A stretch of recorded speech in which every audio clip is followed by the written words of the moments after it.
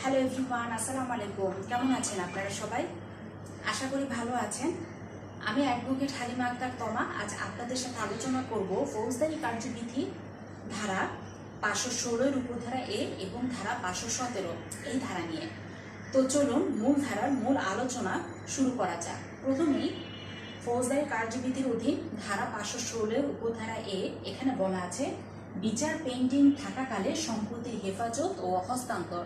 অর্থাৎ এই ধারা মোতাবেক মনে করেন কোনো একটি সম্পত্তি যখন কোনো অপরাধের সাথে জড়িয়ে যাবে তখন বিজ্ঞ আদালতের নিকট যখন উপস্থাপন করা হবে তখন বিজ্ঞ আদালতের অধীনে এই মামলার অনুসন্ধান বা বিচার সমাপ্ত না হওয়া পর্যন্ত এই সম্পত্তিটি বিজ্ঞ আদালত নিজের জিম্মায় অথবা মালিকের জিম্মায় রাখার নির্দেশ দিবেন।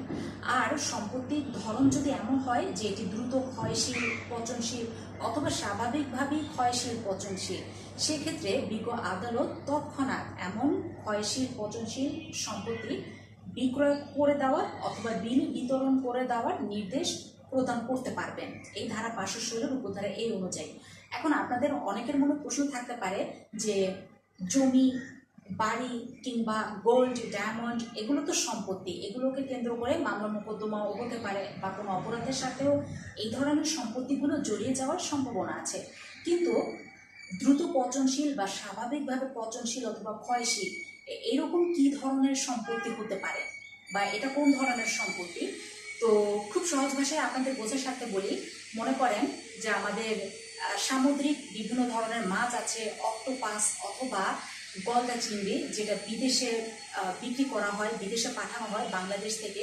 তো যারা এই ধরনের ব্যবসার কাজের সাথে জড়িত অনেক ক্ষেত্রে মনে করেন যে এই সম্পত্তি বা এই ব্যবসাকে কেন্দ্র করেই মামলা হয়ে গেছে। তো এই গলদা চিংড়ি, অক্টোপাস এটা কোনো অবৈধ পণ্য নয়, বৈধ পণ্য, কিন্তু কোনো একটি অপরাধের কারণে বা কোনো একটি ঘটনার কারণে দেখা গেছে যে এই মামলার সাথে সম্পৃক্ত হয়ে গেছে।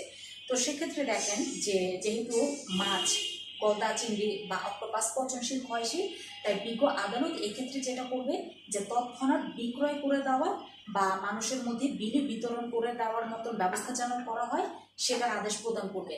আর সম্পত্তি যদি হয় গোল্ড, ডায়মন্ড কিংবা জমি জমা, বাড়িঘর, সেক্ষেত্রে যেটা হবে যে মামলার অনুসন্ধান বা বিচার সমাপ্ত না হওয়া পর্যন্ত বিজ্ঞ আদালত এই সম্পত্তিটি নিজের জিম্মায় অথবা মালিকের জিম্মায় রাখার নির্দেশ দিবে। তো এই হলো আমাদের ধারা 516 উপধারা এ, যে বিচার পেন্ডিং থাকা বা মামলা পেন্ডিং থাকা অবস্থায় সম্পত্তি কার জিম্মায় থাকে।